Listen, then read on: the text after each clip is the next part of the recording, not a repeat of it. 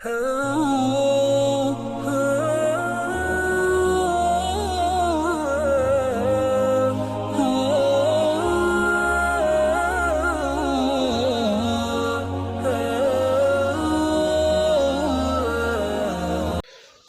علیکم دوستو، میں محمد ارسلان، آپ دیکھ رہے ہیں میرا یوٹیوب چینل۔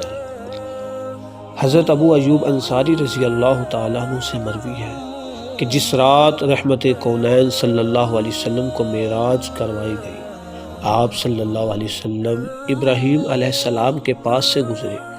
انہوں نے پوچھا، اے جبریل، تیرے ساتھ کون ہے؟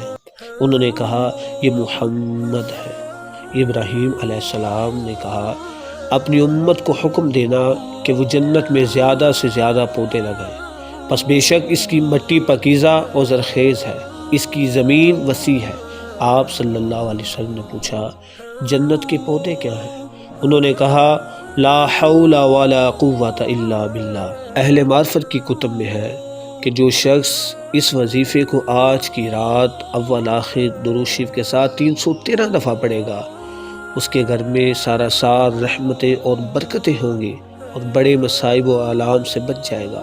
اور جن گھروں میں یہ وظیفہ پڑھا جائے گا، ان گھروں میں سارا سال اتفاق اتحاد رہے گا، برکات ملے گی، رزق اور عمروں میں اضافہ ہوگا۔